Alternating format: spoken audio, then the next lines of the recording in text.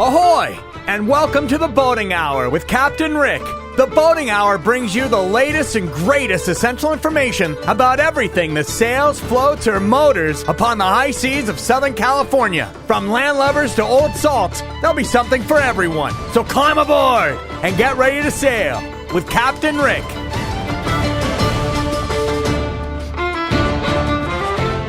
Ahoy out there, and welcome to the Boating Hour. I'm Captain Rick, and I want to thank you for joining us here on AM 870. We're here every Saturday at 4 p.m. Please be sure to visit us on the web at theboatinghour.com, and now on social media, Instagram, Facebook, YouTube, Rumble, The Boating Hour with Captain Rick. Thanks to our sponsors for our show today. For a healthy gut, the best probiotic on the market, Livia One Probiotics, natural, organic, and allergen-free. And we're going to talk all about Raycom today, the Raycom radios. But today, we have an amazing guest with you. John, can I call you Captain John? Thanks for being on the Boating Hour. Absolutely. You certainly could call me Captain John. And, being on the Captain Rick show means I have really excelled in my career. Everything else is now going to be downhill. So this is great. Yeah, second. It is kind of amazing because you've done a lot. I mean, you're a PRO for race committees. We had fun together at the Super Bowl regatta. So that's something that you really got to understand, boating and racing and what the rules are. That being a PRO and running a race. So how did you like that? By the way, that was fun. What we had 80 plus boats out there. We had quite a number of participants, and I do mostly adult racing, so this is the first time I've ever worked with kids, and I wasn't too sure how this was going to go. Believe me, my stomach was full of butterflies in the morning. I'm going, I'm going to listen to these crazy kids screaming the whole bit. It wasn't. Probably the most highlight of my career. I mean, I actually enjoyed it. It was the best time of my entire life. Really? The kids were polite, wonderful. The parents were fantastic. But the kids had a great time, and it went really, really well. It went very, very smoothly, and nothing but good things from it after I ran it. And of course, put some pictures up on my Facebook page and the whole routine. Excellent. So all good. Yeah, I have photos up on as well. I was out there taking pictures and trying to help a race committee, and they were inside and outside the harbor. I had Steve Potter on. Steve Potter is really a phenomenal guy. I remember a decade ago when there were just a handful of boats, just a couple of kids. It evolved, something he told me. This evolved out of there was a Lido championship with a half a dozen boats. They were trying to promote the Lido fleet. At the other club, the South Coast Corinthian Yacht Club. That club was founded by Will Rogers and Wiley Post at the Santa Monica Pier at the turn of the century. Wow, I did not know that. And, it's funny because the South Corinthians are keeping the Thursday night races going. So we had a wonderful match race between Santa Monica Windjammers Yacht Club and South Corinthian, and it was an open 570s. Which were just an amazing sailboats. I mean, the neat little race boats. And it was a nice little race between them. And so that seems to be growing. We hopefully get some Lidos in there, maybe some C-15s. I'm crossing my fingers. We'll see what happens. Well, it's, that's Jerome Samsarou. I should get him on the show. I don't know what he calls his company, and he's an amazing racer and a rigger as well. And he was the one that brought the 570s. He was their rep, sold the boats, and he was out of South Coast Corinthian for a long time. So the Open 570s is really, I think, for experienced racers. It's a wonderful boat. But that was exciting. I enjoy. I'm part of the both clubs, and at the Santa Monica Windjammers, I really try to support the club and the youth program because, like I said, a decade ago that was a dozen boats. Half a dozen to a dozen boats, maybe a dozen or two kids. Now, I'm not sure what the number was, but it was 80-something boats this year, 100-plus people. That's correct. All the parents, and I had a really good time, and, that's exciting. Well, let's talk about the McGregor fleet, the Tuesday nights that you do. That was a sleeper. A lot of people didn't know about it. And I think back in the day, you guys would meet at the Shack in Playa del Rey, and now you're meeting at the Windjammers Yacht Club, right? That's absolutely correct. It was, this club almost died, and it was right after COVID, and the principal officers were gone, and everybody was concerned if this was going to continue. And I went ahead, I went out there, I took control of the club, I brought it back to life. We now have a website, now we have a Facebook page, we're on a YouTube channel, and we're right now we're under the flag of Santa Monica Windjammers Yacht Club. They're hosting us this year. This has turned out to be really phenomenal. I didn't think this was going to grow as quickly as it is. And we have basically 3 classes. We have performance class. We have a cruising class for boats that are rigged for kind of like performance class. And then we have regular boats, which are just regular cruisers. What I like about this club is the fact that you don't need a fancy race boat to come out here to compete. You just get, if you've got a day sailor, come on out. You learn some sailing techniques, plus you meet a bunch of neat little people. And it's a great time. The history, it goes back. Let's face it. This club's been around since 1970, and it was actually started by a person that had a dealership for Venture and McGregor boats, and they used this little Tuesday night get-together as a vehicle for people to come down to purchase their vessels, and it worked out very, very well. And it was just a sort of a leisurely get-together. We had he had a little dock party, and it just stayed that way until about 1980, till the dealership went out, and this guy, Vic Smith, came in, and he kept it going up until his death. Really, that's very interesting. I know what the McGregors are. They're a very interesting boat. You can sail. You can water ski. you can. Yeah. It's a trailerable boat. I'm not sure if it flies or not, but it's a all around boat. Entry level for a lot of people. I'm very familiar with it, and I know the people that have it. They love it. What's a Venture? I'm not even sure I know what a Venture boat is. Well, the Ventures was sort of like a racing boat. I haven't seen one around in a long time, but they were a little bit more sleek, I would say. It kind of remind me of Merit 25. That makes any sense. Okay. Yeah, it sort of had that kind of a look to it. I haven't seen a Venture boat around in decades. I don't know if they're even around. I think they're like the old Thunderbird race boats back in the plywood over fiberglass, or fiberglass over plywood boats. You just don't see them anymore, but they were remarkably fast boats in the day. Wow. Well, I know Marina Del Rey, with all the development and how they have gentrified Marina Del Rey. It's a whole different marina. Not as many small slips. The clubs are healthy, though. The clubs are doing very well. A lot of the clubs have shown increase in membership. It's one of the only things people could do is go camping and go sailing. We were locked down for 3.5 years. The boat shows. Actually, speaking about boat shows, this weekend, as we're speaking, and tomorrow will be Sunday, the Pomona Boat Show, the Bart Hall All-Boat Show in Pomona, the Pomona Fairplex. That's going on for the rest of this afternoon and then all day Sunday. So it's pretty exciting, the Bart Hall shows. And he had a San Diego show this month. And then, of course, in January, he had the Long Beach show, which was really phenomenal. So a lot of people were there. So that boat show, we had just dozens of manufacturers, dozens of boat builders. There were so many, Costa Mesa, Newport, and most of them are gone. Are there any boats? Do you know anybody making boats here at all in Southern California? Well, that's a good question. I don't think so. I mean, Catalina was the last one that was out here that I remember, and they're now in Florida. I don't know if anybody is an actual boat builder here. Most of them are on the eastern seaboard. Now, I could be totally wrong. I'm sure the phone's going to light up at some point from a caller calling. No, you're wrong. There's a company called Rosamita Boat Works up in Alameda that still makes hulls.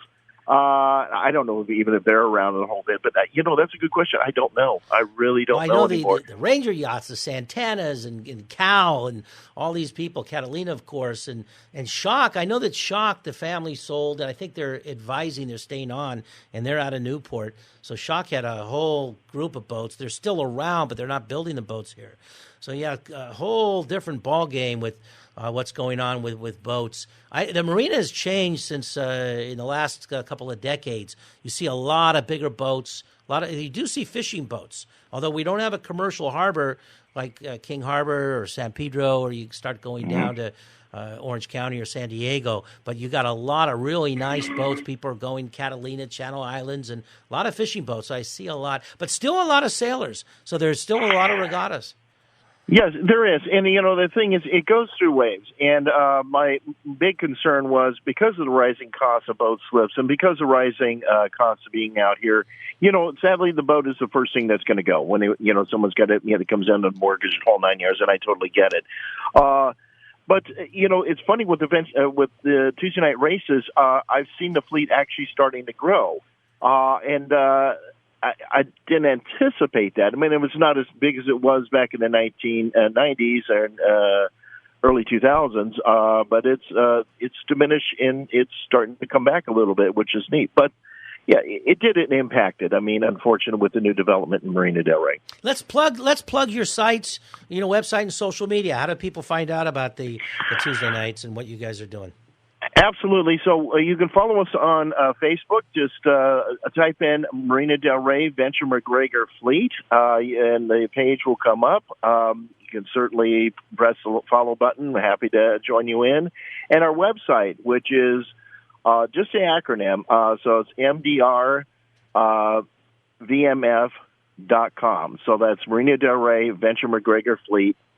Just use the acronym; it'll take you right to the site, or you could just type in the whole name, and our site is up. Or they could just show up to the sight unseen, no invitation necessary. Show up to the Santa Monica Windjammers Yacht Club. It's right next to Burton Chase Park on Mindanao, down the street from Trader Joe's in Marina del Rey. So when are you guys there? After the race, you're hanging out at the bar and grill upstairs? Absolutely. It's burgers, wines, and fries. Come on up and join us. So after the race, generally we're there about 7:30. The races of the first series that we do, the first three races are free, and then series one begins. But we're pretty much inside the harbor. After that's done, then we're going to go outside on the open ocean. And then we'll do races out there. Oh, now. What about somebody that wants to get into boating, or they just moved here and they don't have a boat? Can they wander in and get on crew and jump on a boat or meet some people? Absolutely. And if you go to my website, you can actually find there's a page in there just for crew. People want to crew on boats, or they can come in and visit. Either way. You just fill out the little questionnaire and then hit the send button, and it'll come right to me, and I'll get the word out to all the skippers who are looking for crew. Way back when, 70s and earlier, kids used to hang around to get on boats, and parents weren't concerned. They did the Wednesday night with Cal Yacht Club, and they would get on boats, and no one was ever concerned, and they learned how to sail, and, they would get picked up afterwards, and I know that's still going on. There's still a lot of what's going on with Cal Yacht Club. Do you know about the Wednesday nights, which has been going on since the marina opened, with the tragic fire that's going to take months or years to fix that club? Are they still having their very important regattas in the Wednesday night, what they call the Sunset Series? Is that still going on? That's an excellent question, and absolutely, yes. They're going forward with it, and their motto is the fire is not going to be able to stop us. So they are still going to continue with the Wednesday night races. The Sunset Series is going to go on as scheduled. The venue where they're going to meet for the after race, I'm not sure what they're going to do as of yet. I would visit their website or any of the social sites or social media. Somewhere some is going to pop up where they're going to gather after the event. That part I'm not sure what they're going to do, but the races are still on. That's good. I'm going to have to get somebody from the Cal Yacht Club. Just an iconic club, the Hathaway family for been here 100 years. And, I found out in one of the interviews, I've had several people from that club on before, that club actually started out, the Hathaways who owned the Riviera and the Los Angeles Athletic Club. They built that club when the marina was opened, but in the 30s. It was a different club, and when the war started, they needed the docks, and that for a short period of time was managed and run by the Coast Guard. So the Coast Guard had because it was down. I forgot if it was San Pedro, Long Beach, but they needed that, and then of course Marina was opened, and they built that wonderful club. So that'll take a while. Well, if you're just joining us now, you're listening to the Boating Hour. I'm Captain Rick. I'm here every Saturday at 4 p.m. And please be sure to visit us on the web at theboatinghour.com, where you can listen to our podcast and link to our many guests. And guess what? If you're on race committee or you're a regatta chair or an event coordinator at land or at sea, if you need volunteers to help, no matter how small or large, we can help. We got a lot of people, and myself included. I'll come out there, and our sponsor, Raycom, will come out there and provide you with radios, reliable two-way radios. Raycom, they're all over Southern California. And what's interesting, John, what's interesting about Raycom, remember the old Nextel? So they're the antennas. Yes.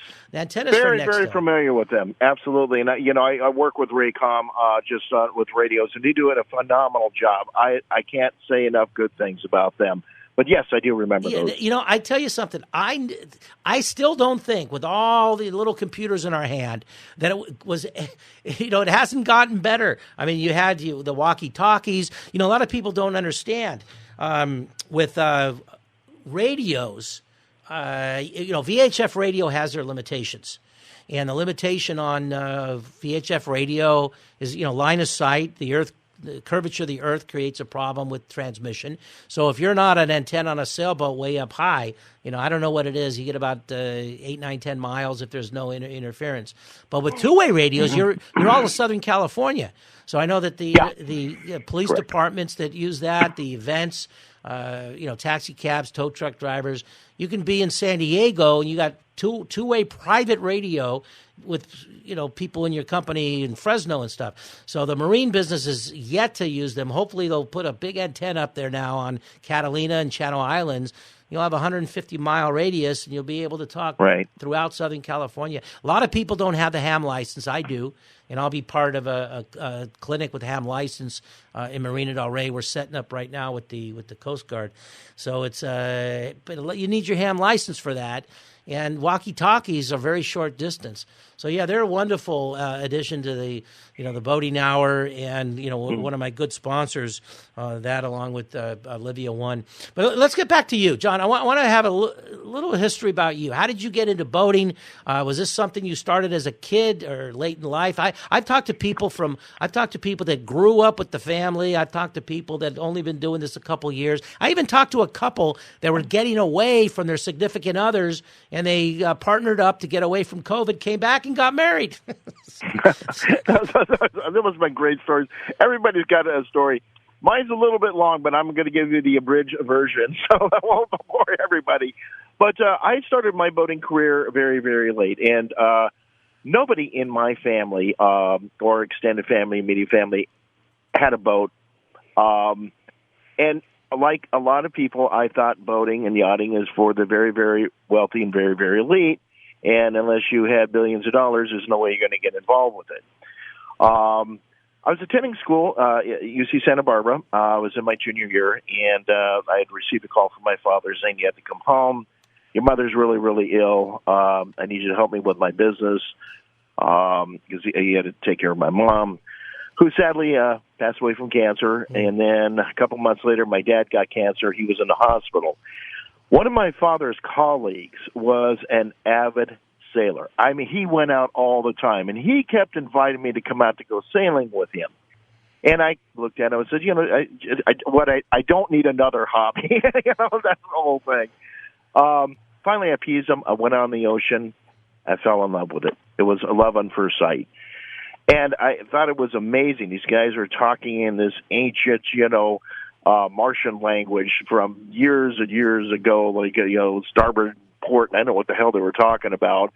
But I just had a great time. I was amazed you could turn on a sink and water came out of it, and lights came on, and there was no extension cord plugged into the dock, and I got power. I knew nothing about boating.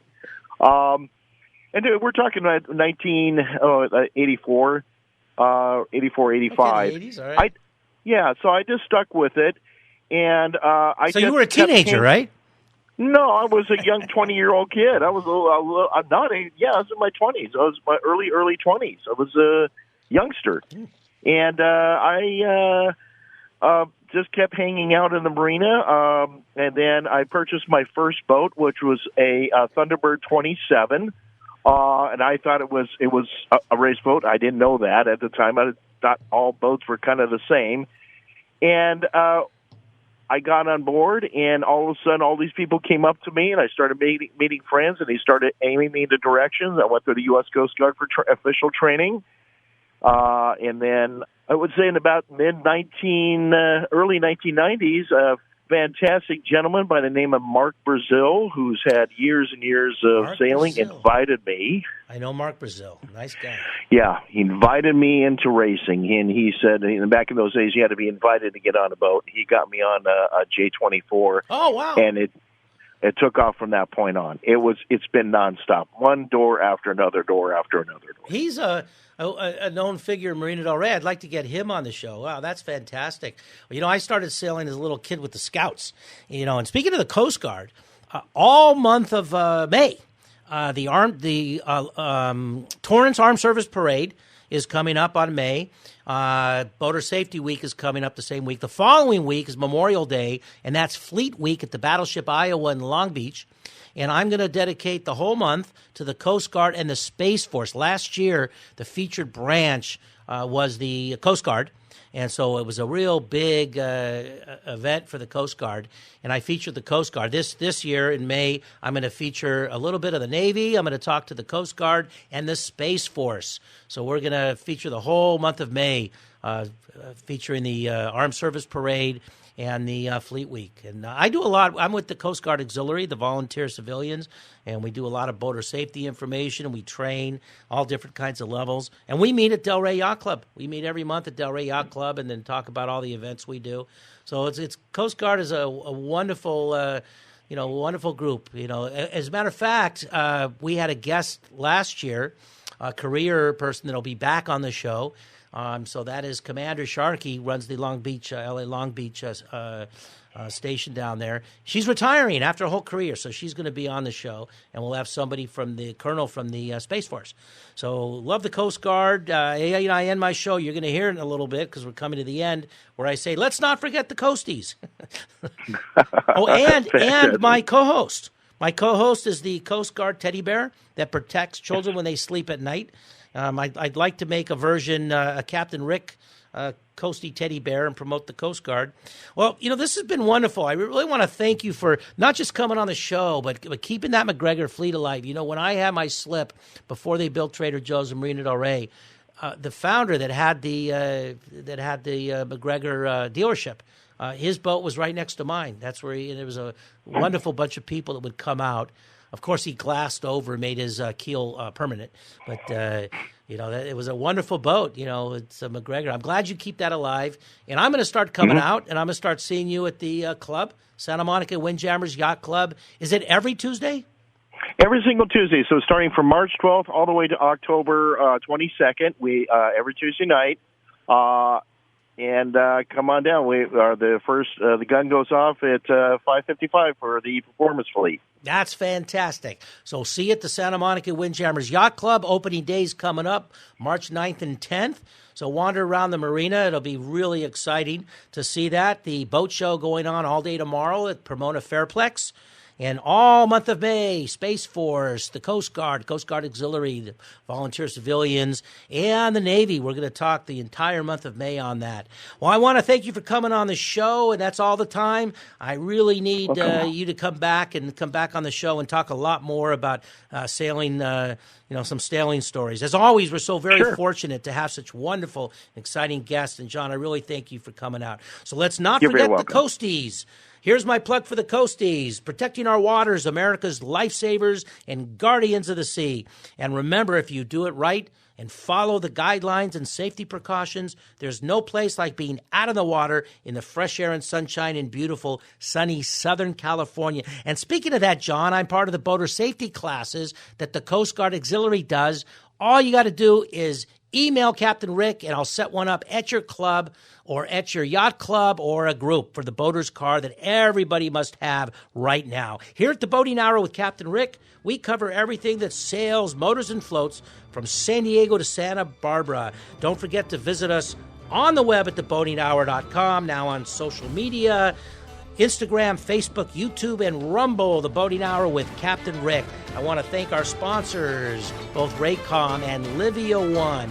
Keep your emails coming. This is Captain Rick saying ahoy and fair winds to all.